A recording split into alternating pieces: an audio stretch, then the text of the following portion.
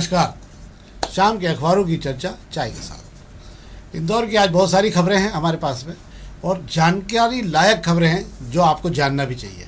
कुछ अंतर्राष्ट्रीय राष्ट्रीय खबरें हैं जो आखिरी में आपको बता देते हैं ताकि आपको जानकारी रहे कि कम से कम क्या बेहतर तरीके से आपको खबरें बाहर की भी जानकारी के साथ में मिल सकती हैं। शेखर जी आपको शहर की पूरी जानकारी के पीछे की खबर के पीछे एक बहुत बड़ी खबर होती है वो निकाल के भी अलग से आपको दे देते हैं ताकि आपके ज्ञान में रहे कि खबर नहीं है, खबर के पीछे भी बहुत बड़ी खबर। तो हम शुरू करते हैं। हम आज पत्रिका शुरू कर रहे हैं। एक शहर में आज एक शिकायत दर्ज हुई है। लॉरेंस गैंग का मालवा क्षेत्र में नेटवर्क हो गया और कई अहम सुराग मिले हैं। विवेक दम्मानी इंदौर के कारोबारी है जिनको धमकी मिली है, 5 करोड़ रुपये उनसे मांगे गए हैं। ये लॉरेंस गैंग का ये दूसरा या तीसरा मामला कुल मिला के शायद आया है, तीसरे से ज़्यादा मामला आ चुका है। सबसे बड़ी बात ये है कि अब आप ये समझ लीजिए कि शहर उस मुहाने पे आके खड़ा हो गया है जहां अब आपसे अपहरण करने, व्यापार बड़े कारोबारियों का अपहरण करने और ये सारे धंधे अब शुरू होना प्रारंभ हो जाएंगे। और अगर पुलिस विभाग ने अपना मुखबिर तंत्र या इस प्रकार के गिरोह को आने से पहले से ही अगर ज़बरदस्त तरीके से नहीं कसा और या एक आध दो लोगों के इनकाउंटर जो भी करके इन लोगों को रोकना पड़ा और नहीं रोका, तो आप ये मान के चलिए कि इस शहर में आने वाले 1 से 2 साल के अंदर आप देखेंगे कि किसी भी कारोबारी का अपहरण होना शुरू हो जाएगा। एक पहले रुक्मणी मोटर्स के भाईती का अपहरण हो चुका था, चूँकि घेराबंदी बहुत कसी हुई हो गई थी इसलिए उनको छोड़ के भागना पड़ा। ऐसे मामलों में हमेशा ये होता है कि जैसे ही अगर ये हो गया और आपने पहले से पुलिस ने कस दिया तो ये मामला बच जाएगा। नहीं तो आप ये समझ लीजिए कि अब आने वाले दिनों में मशीन गन, अभी चाकू छुरे के गुंडों से तो अब आप बाहर हो गए निकल के, ड्रग्स और नशे के लूट करने वाले अलग हैं। ये वो हैं जो शहर में आपको आकर रेकी करेंगे और कब आपको उठा के ले जाएंगे आपको पता नहीं लगेगा और आपके परिवार की मजबूरी होगी क्योंकि इतने बड़े गिरोह हैं ये कि अगर इंदौर में जगह बनाई इन्होंने तो बहुत कारोबारियों के लिए बहुत बड़ी एक मुसीबत हो जाएगी। इस मामले में सबको एक होना चाहिए और इस मामले में पुलिस की व्यवस्था पर सवाल उठता है कि पुलिस इस पर अभी तक लॉरेंस गैंग को क्यों नहीं ट्रेस कर पाई और क्यों नहीं इस प्रकार के लोगों को धरपकड़। क्या साहब जी, आपको मैं बता देता हूँ, लॉरेंस गैंग अंतर्राष्ट्रीय गिरोह हैगा जिसका काम हैगा बड़े मोटे मलाईदार लोगों को जो उठाना है, उनका अपहरण करना है, उन्हें धमकाना है, उनसे पैसा वसूल करना है, फिरौती मांगना है। ये सारा काम जो है लॉरेंस गैंग करती आई है। ये सुर्खियों में जो है सिर्फ इंदौर से नहीं आई है, देश भर के कई प्रदेशों में, कई शहरों में जो है पहले जो इनका नेटवर्क जो है काम करता हुआ दिखाई दे चुका है। कई मामलों में इनका नाम आ चुका है। अब अगर मध्य प्रदेश की अगर बात कर ली जाए तो पिछले कुछ समय से प्रदेश में 6 मामले फिरौती के धमकी देकर फिरौती मांगने के हुए हैं जिनकी नए सिरे से एसटीएफ अब जांच कर रही है। मालवा क्षेत्र की अगर बात कर रहे हैं तो मालवा क्षेत्र में इनका नेटवर्क इसलिए सुर्खियों में आया है कि अभी कुछ दिनों से ऐसा देखने में आ रहा है कि कुछ लोग जो हैं लॉरेंस गैंग के नाम से जो एक नेटवर्क चलाकर बड़े कारोबारियों को धमका रहे हैं, उनसे पैसों की मांग कर रहे हैं। पिछले दिनों प्रदीप शुक्ला को गुना से पुलिस ने गिरफ्तार किया था जो स्लीपर सेल का काम करता है लॉरेंस गैंग के लिए। प्रदीप शुक्ला जो है बड़े कारोबारियों की रेकी करके उनकी दिनचर्या से लेकर उनके कामकाज से लेकर उनकी धन दौलत की जानकारी जो है इस गैंग तक पहुंचाता है। ये गैंग का पूरा नेटवर्क आपको मैं बता दूं विदेश से संचालित होता है। पर ये जो जैसा कि सर ने कहा है कि ये एक अलग टाइप की जो है अपराध की श्रेणी में आता है। ये वो नहीं रहा कि छोटी मोटी चोरी कर लें या आप ड्रग्स का व्यापार कर लें, ये सब तो आपको दिखता है। पर ये जो गैंग काम करती है ये अपने आप में एक अलग तरह की गैंग है जो पूरी दुनिया में इसका आतंक हैगा। और आतंक भी ऐसा है कि पैसे वाले लोगों को टारगेट करके कब उठा लेते हैं, कब उनके धमका के उनसे पैसा वसूल लेते हैं, पुलिस तक तो कहीं खबर ही नहीं रही पाती। एसटीएफ अभी तक मध्य प्रदेश में जो धमकियां वाले मामले हुए आधा दर्जन से ज़्यादा, उनकी नए सिरे से जांच कर रही है और कनेक्शन ढूंढ रही है कि कहीं ना कहीं लॉरेंस गैंग का इसमें हाथ तो नहीं है। आपको याद होगा शायद सलमान खान के घर पर गोली चलाने का मामला भी इसी गिरोह द्वारा किया गया, तो इसमें 2 या 3 लोगों को पकड़ा गया था। ये मामला अभी तक ट्रेस आउट हुआ नहीं और अगर उन्हें चैलेंज करते हैं तो वो उसके बात को आगे बढ़ाते हैं। तो इसलिए मुझे लगता है कि इस मामले में गंभीरता से पुलिस को ध्यान देने की जरूरत है। एक और खबर बात कर लेते हैं। आज से ई रिक्शा का रजिस्ट्रेशन नहीं तो कल से चालान बनाने का अभियान शुरू हो जाएगा। कल आपको हो सकता है शायद अगर पुलिस ने ईमानदारी से काम किया तो बड़ी तादाद में कल आपको ई रिक्शे पुलिस थानों के बाहर खड़े दिख सकते हैं तमाम जगहों पर, क्योंकि अफराद रिक्शे जो हैं अभी भी बिना उसके स्टिकर के चलाए जा रहे हैं। क्या सर? जी बिल्कुल आ चुके हैं। जैसा कि आप उम्मीद कर रहे हैं कि कल से चालानी कार्रवाई शुरू हो जाएगी, तो हम सिर्फ उम्मीद ही कर सकते हैं ट्रैफिक पुलिस से कि वह जो मजबूती से कार्रवाई करे। और जो बात कही जा रही थी कि ई रिक्शा को 4 जोन में बांटकर उनकी एक पाबंदियों के बीच उनकी एक सीमा तय कर दी गई कि इस एरिया से बाहर तक आपको जो है ई रिक्शा नहीं ले जाना है, ताकि शहर में जो ट्रैफिक का कचूमर निकल रहा है उससे बचा जा सके। पर दुर्भाग्य है कि 12,500 से ज़्यादा ई रिक्शा पंजीयन है। मतलब आपको बता दूं 12,500 से ज़्यादा ई रिक्शा जो है परिवहन विभाग में पंजीकृत है, उनमें से 5,500 ने ही अभी तक ट्रैफिक पुलिस तक दस्तावेज जमा कराए हैं और जो 4 जोन बनाए हैं उसमें गाड़ी चलाने के लिए तैयार है। बाकी तो ये रिक्शा वालों को आप पकड़ से आपके दूर है और मुझे नहीं लगता कि ट्रैफिक पुलिस इस पर कुछ बड़ा कर पाएगी। कार्रवाई करके दिखाएगी, उस दिन शहर के लोग मानेंगे कि हाँ ट्रैफिक पुलिस भी कुछ कर पा रही है। अब हम प्रभात किरण की बात कर रहे हैं। प्रभात किरण खबर में एक अच्छी खबर है, नए शास्त्री पुल को लेकर कल दिल्ली में बात होनी है। मतलब शास्त्री पुल टूट कर नया बनना है, क्योंकि नए रेलवे स्टेशन के साथ ही इसका पूरा डिज़ाइन पूरा चेंज हो गया, इसलिए शास्त्री ब्रिज भी पूरा नए सिरे से बनेगा और इसको लेकर एक बड़ी तैयारी की गई। इसके पहले भी एक बार बात हुई थी, पर इसमें आगे का डेवलपमेंट क्या है वो बताएंगे शेखर जी, क्या है ये? जी आपको बता दूं 2 महीने पहले शास्त्री पुल को लेकर सर्वे किया गया। सर्वे के अंदर नगर निगम मेट्रो प्रोजेक्ट के अधिकारी हो गए हैं और साथ में जो जनप्रतिनिधि रेलवे के अफसर भी मौजूद थे, और सर्वे करने के बाद एक डिज़ाइन बनाकर जो है रेल मंत्रालय को भेजा गया। सबसे बड़ी दिक्कत ये है कि शास्त्री पुल को नए सिरे से बनाने के लिए 140 करोड़ रुपए की ज़रूरत है। अब चूंकि नगर निगम के पास इतना पैसा है नहीं, रेलवे का ये कहना है कि रेलवे चूंकि जो है रेलवे स्टेशन को फायदा कितना होगा कि रेलवे स्टेशन की जो कर वो बनता है रेलवे। आपको बता दो इंदौर स्टेशन पे बड़ी दिक्कत यह है कि शास्त्री पुल और पटेल पुल के नीचे जाकर रेलवे लाइन कर्व में तब्दील हो जाती है। इस कर्व को अगर मिटाना है तो इन पुल को फिर से बनाना पड़ेगा।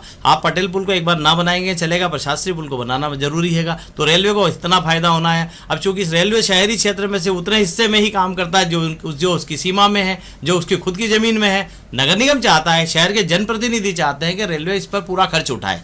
हालांकि रेलवे इसके लिए तैयार भी हो रहा है, रेल मंत्रालय तक रिपोर्ट भी भेज दी गई है और ये बनता है तो इस शहर को एक बड़ी सौगात मिल जाएगी।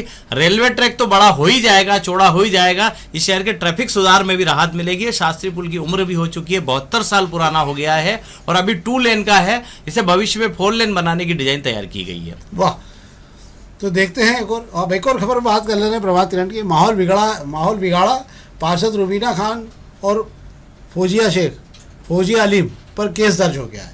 मतलब केस दर्ज होना है, बयान हो चुके हैं। अब बयान से पलटने के बाद कुछ होना नहीं है, क्योंकि ये मामला अब राष्ट्र सम्मान के जुड़ गया है और मुझे ऐसा लगता है कि FIR हो जाएगी। इसमें क्या है, FIR दर्ज कर ली गई है। आपको मैं बता दूं कल रात को FIR दोनों पार्षदों के खिलाफ दर्ज कर ली गई है। जैसा कि दोनों पार्षद उम्मीद लगाए बैठे थे कि माफ़ी मांगने के बाद में किसी तरीके का मुकदमा दर्ज नहीं होगा, लेकिन पुलिस ने देखा कि इनके जो बयान की वजह से कि वंदे मातरम को गाना नहीं है, किसकी बाप की ताकत नहीं है कि हमसे गवा लें, पार्टी भाड़ में जाए, इस तरीके के बयान देने के बाद पुलिस को कहीं ना कहीं लगा है कि आप वंदे मातरम भले मत गाइए, पर इसका आप विरोध अगर सार्वजनिक तौर पर करते हैं तो इससे समाज में अशांति फैलने का खतरा है। इसको लेकर पुलिस ने मुकदमा दर्ज कर लिया है। गैर जमानती वारंट धाराओं में मुकदमा दर्ज किया गया है। आपको बता दूं कि फौजिया शेख अलीम और रुबीना इकबाल खान दोनों जो है MG रोड थाने पर करीब 4 घंटे बैठकर बयान देकर आई। उसके बाद जो अगर रुबीना की अगर बात कर ले तो उन्होंने कान पकड़ के माफ़ी भी मांग ली थी कि उनसे 2 शब्द गलत निकल गए हैं, जिसके लिए वे माफ़ी मांगती है, पर माफ़ी का से काम नहीं चला है। दोनों पर मुकदमा दर्ज हो गया है और आपको जान के हैरत होगी कि दोनों जब वहाँ पर पुलिस में बयान दर्ज कराने गई थी, दोनों तरफ से उनके परिवारजन जो कि वकील है पेशे से साथ में मौजूद थे, उसके बावजूद पुलिस ने जो मुकदमा दर्ज कर लिया है और इसको भाजपा अपनी बड़ी जीत बता रही है। एक और बात आप यूँ समझ लीजिए, सार्वजनिक जीवन के मापदंडों का हमने पहले दिन भी कहा था इस कार्यक्रम को लेकर। यदि आप सार्वजनिक जीवन में जी रहे हैं तो सार्वजनिक जीवन के सारे मापदंडों का पालन आपको करना पड़ेगा। यदि आप नहीं कर सकते हैं तो आपको राजनीति नहीं करना चाहिए। राजनीति करने का अधिकार उसी को है जो विनम्र और सहज होकर उस बात को स्वीकार करे। किसी भी जाति से हो वो, उसे सब चीज़ें स्वीकार करना चाहिए। पद का अहंकार इनके पास में हो चुका था। ये पद के अहंकार के कारण जो है इन्हें लगा कि हमारा कोई क्या बिगाड़ सकता है, इसी चक्कर में ये उलझ गई। और मुझे ऐसा लगता है कि शायद ये सबक भी है उन लोगों के लिए जो सार्वजनिक जीवन में अगर जी रहे हैं और राजनीति कर रहे हैं, तो उनके लिए सबक है कि भविष्य में उनको भी कुछ भी बोलते समय इस बात का ध्यान रखना चाहिए कि इस देश में बोलने की आज़ादी है, पर बोलने के साथ में आपको कुछ भी बोलने की आज़ादी नहीं है। और जिम्मेदार पद पे अगर आप बैठे हैं तो आपको जो है पूरी तरीके से सोच समझ कर बोलने की ही आज़ादी है। अब हम बात कर ले रहे हैं अग्निबाण खबर की। अग्निबाण राजीव जुएल साहब की खबर है, इंदौर लोकसभा 2 हिस्सों में बटेगी, तो विधानसभा की सीटें बढ़ेगी। इंदौर लोकसभा को लेकर उन्होंने लिखा है कि 24 लाख की आबादी के लगभग 1 सीट बनने का है, मतलब 48 लाख चाहिए। जबकि आज जो उसका महिला आरक्षण को लेकर और परिसीमन को लेकर जो आज किया गया, उसमें अधिकतम 1 सीट के लिए 20 लाख आबादी का प्रपोजल रखा गया है कि 20 लाख की आबादी पर एक लोकसभा सीट होगी। अब 20 के बाद अगर 25 या 30 होगी तो मुझे 25, 26, 27 जो भी होगी तो दूसरी लोकसभा सीट के लिए सवाल उठेगा। पर 40 या 45 लाख से ऊपर जाएगी तो 2 लोकसभा सीटें हो जाएगी यहाँ पर। एक बात, दूसरा इसमें एक आप इसको समझ लीजिए, लोकसभा में 1 नंबर, 3 नंबर, 5 नंबर ये सीटों के क्रम होंगे, ताकि 1 नंबर पे अगर महिला लड़ी है 15 साल में हर सीट पर तीसरे बार के चुनाव में आने पर महिला को आरक्षण मिलेगा, उसके हिसाब से रिजर्व किया जाएगा, इसी हिसाब से इसका ड्राफ्ट है। हालांकि इसमें बहुत सारे पेज भरे हुए हैं। सरकार चाह रही कि परिसीमन के आधार पर इसको कर लिया जाए। कल हमने आपसे कहा था कि इसके लिए 2/3 बहुमत चाहिए, पर चूंकि सरकार इसको संविधान से संशोधन कर चुकी है, अब सामान्य बहुमत पर भी इसको पारित कराने की व्यवस्था कर चुकी है। पर सवाल यही उठेगा कि क्या हम अभी नई जो जनगणना हो रही है उसका इंतज़ार करेंगे या नहीं। अगर 2011 की जनगणना से अगर ये होगा तो कई जगह पर आबादी का संतुलन पहले के आधार पर और अब के आधार पर बहुत सारे परिवर्तन आ चुके हैं। तो ये समय बताएगा। लोकसभा की जानकारी है तो हम आपको आगे भी दे देंगे। एक खबर पर और हम बात कर लेते हैं। ये इंदौर में पीएनजी कनेक्शन में बहुत सख्ती कर दी गई है, यही खबर है ना। हाँ, और 7 दिन के आवेदन नहीं किया तो ये कट जाएगा, मतलब कनेक्शन काट दिए जाएंगे। पीएनजी को लेकर बहुत सख्ती कर दी गई है और अभियान भी चला दिया जाएगा। अब मुझे लगता है कि इसको लेकर जो है आने वाले समय में आपको देखने को मिलेगा कि तमाम जगहों पर उनकी टंकी जमा करानी। लोगों की नाराज़गी है कि उस ज़माने में जब टंकी ली थी तो 500 रुपये के रेट में कनेक्शन मिले या 1000 रुपये के रेट में। अब गैस कंपनी कहती है अपने 1000 रुपये ले जाओ और 4 टंकी या 2 टंकी अपनी जमा कर जाओ। तो लोग सोच रहे हैं कि हमारी तो टंकी भी जा रही है जिसकी 2-2, 3-3 हज़ार कीमत है और हमारे तो पैसे भी जा रहे हैं, इसलिए लोग इस पर कतरा रहे हैं। पर आपको टंकी जमा कराना पड़ेगी, ये है मामला। क्या साहब? जी बिल्कुल सही कह रहे हैं कि दोहरा लाभ लेने वाले, मतलब आप गैस का जो आप दोहरा लाभ लेने वाले लोगों पर पुलिस ने जो है बात करने, प्रशासन ने जो कसावट की तैयारी कर ली है। बात अगर कर ली जाए कि अगर आपके पीएनजी कनेक्शन है, यानी आपके पास जो है गैस की लाइन का आपके घर कनेक्शन है, तो आपको एलपीजी का कनेक्शन सरेंडर करना होगा। जो लोग इसे सरेंडर नहीं कर रहे हैं उनका कनेक्शन 7 दिन के अंदर, 7 दिन बाद पहले आप आवेदन कर दीजिए, आपको 7 दिन की मोहलत दी है। जो नहीं कर पाएंगे उसके बाद में एलपीजी कनेक्शन की जो रिकॉर्ड है वो रिकॉर्ड लेकर सीधा आपके जो है पीएनजी कनेक्शन वालों से मिलान होगा और जहाँ जहाँ पीएनजी कनेक्शन जो है बताए गए हैं वहाँ पे एलपीजी कनेक्शन अपने आप जो है रद्द कर दिए जाएंगे। ऐसे में जो सिलेंडर आपके पास पड़े हैं, आप सरेंडर करें या ना करें, वो आपके काम के किसी नहीं रहेंगे। तो ये एक तरीके से ये व्यवस्था कब से की गई, सिलेंडर करना ही पड़ेगा, वो तो सिलेंडर करना ही पड़ेगा। इसमें ये बात जरूर है, एक दिक्कत ये आ रही लोगों को कि जहाँ एक टंकी में उनका काम 2 महीने चल जाता था बहुत सारे लोगों से, वहाँ पीएनजी में उनका बिल जो है 1000 रुपये से कम नहीं आएगा। तो उसको लेकर बड़ी चिंता, और 6000 रुपये 6-8 रुपये के लगभग 6 से 8 हज़ार के लगभग कनेक्शन में लग रहे हैं। हालांकि वो किस्तों पर है, पर देखते हैं बाकी क्या होगा क्या नहीं होगा। दोपहरी खबरों की बात कर लें। दोपहरी खबरों की बात कर ले रहे हैं हम आपसे कि भागीरथपुरा में अवैध कॉलोनी का काम रुकवाने के लिए नगर निगम की गैंग पहुंची थी आज, और वहाँ पे हमले ने काम रुकवा भी दिया। फिर भी वहाँ थोड़ा बहुत सड़क के निर्माण को लेकर कुछ हो रहा था जिसको लेकर विरोध किया गया। क्या साहब? तमाम रोक के बावजूद शहर में अवैध कॉलोनी काटने का जो काम है मुझे लगता है रुकता नहीं है। मैं यहाँ क्या कहें कि उन भूमाफियाओं की हिम्मत की दाद देनी होगी जो इतनी सख्ती के बाद भी कॉलोनी काटने पे उमाद रहेंगे। और बात कर ले जाए भागीरथपुरा की, बात कर ले शहर के ऐसे ही जो इलाके हैं जहाँ पे जो सरकारी ज़मीनें पड़ी है, निजी ज़मीनें पड़ी हुई है, उस पर किसी भी तरीके से रातों रात इतना तेज़ी से ये लोग काम कराते हैं कि बात कर लें। अगर कल की अगर बात कर ली जाए तो कल जगदीश नगर में कार्रवाई की गई थी, और जगदीश नगर में उस जगह कार्रवाई की थी कि वहाँ पर आम आदमी को प्लाट बेचने की बजाय वहाँ रो हाउस बना दिए गए और दिन रात काम चालू कराकर रो हाउस तुरंत खड़े कर दिए गए, और प्लास्टर भी पूरा होने से पहले लोगों को उसके अंदर जो रहने की इजाज़त देने की कोशिश की जा रही थी ताकि एक बार बसावट हो जाए तो कोई हटा नहीं पाए। तो यह बड़ा खेल इंदौर में चलता है, और नगर निगम की जो टीम है समय पर जिसको पकड़ लेती है वो पकड़ में आ जाता है, बाकी वरना तो जो होता है आप देखते हैं बसावट के बाद हाथ खड़े कर दिए जाते हैं। जो फंस गया वो फकीर है, जो बच गया वो वीर है। एक और खबर बात कर रहे हैं जनगणना को लेकर आपको जानकारी देने की। जनगणना में जानबूझकर गलत जानकारी अगर देने की कोशिश की तो जेल तक के प्रावधान किए गए हैं। 3 साल तक की सजा और जुर्माना भी लगेगा। जनगणना का कार्य शुरू हो गया है पहले चरण में। कल मकानों की गणना का काम शुरू होगा कल से, और जियो टेक के साथ में काम शुरू किया जाएगा। ये तो जानकारी है जो हमने आपको बता दी। एक खबर पर और मैं आपको बता देता हूँ, इंडिगो एयरलाइंस ने बढ़ाया है ईंधन का जो शुल्क है वो बढ़ा दिया, उसके चलते सारी फ्लाइट अब महंगी हो गई है। युद्ध का असर धीरे धीरे धीरे आम आदमी के जीवन पर आपको दिखने लगेगा। अगले 15 दिन और यही स्थितियां और बनी रही तो अब आप ये मान के चलिए कि आपके घर आने वाला जो भी सामान है उस पर महीने का खर्च जाके कम से कम 2000 रुपये के लगभग और बढ़ चुका होगा। जब इस साल के खर्च आप अप्रैल से जोड़ना शुरू करेंगे तो मिनिमम खर्च आपकी जेब से 2000 रुपये अतिरिक्त जाने के प्रावधान हो चुके हैं। ये आपकी जानकारी बता रहा हूँ। क्या सर?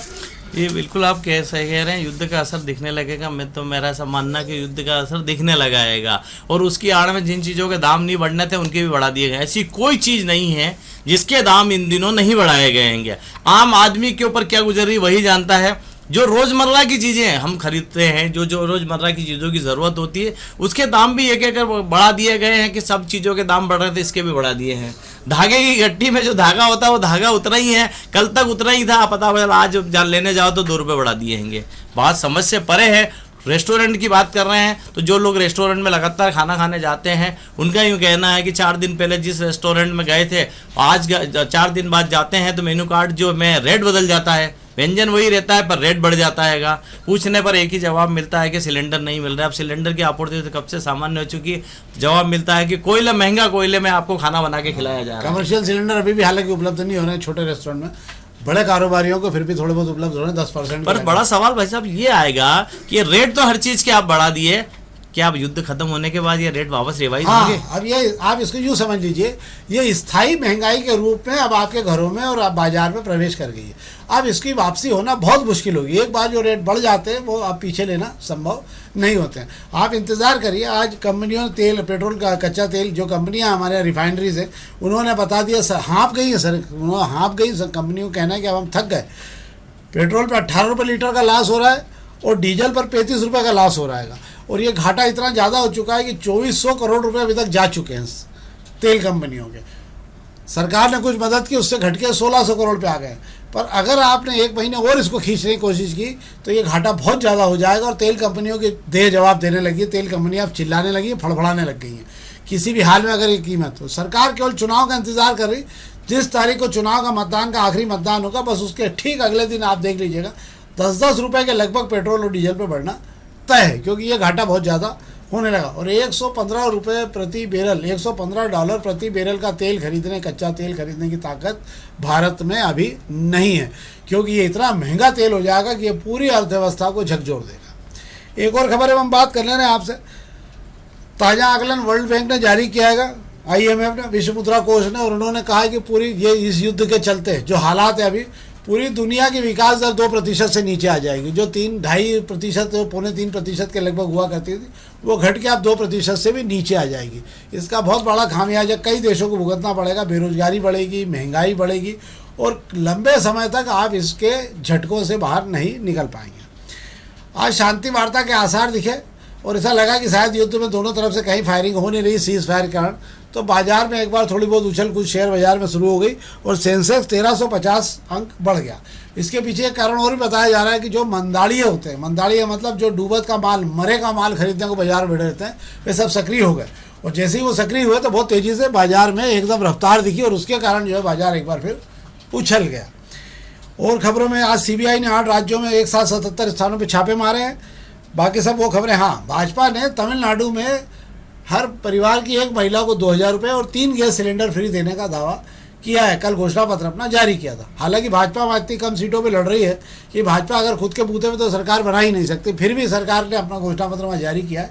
अब समय बताएगा क्या स्थिति और क्या स्थिति नहीं रहेगी।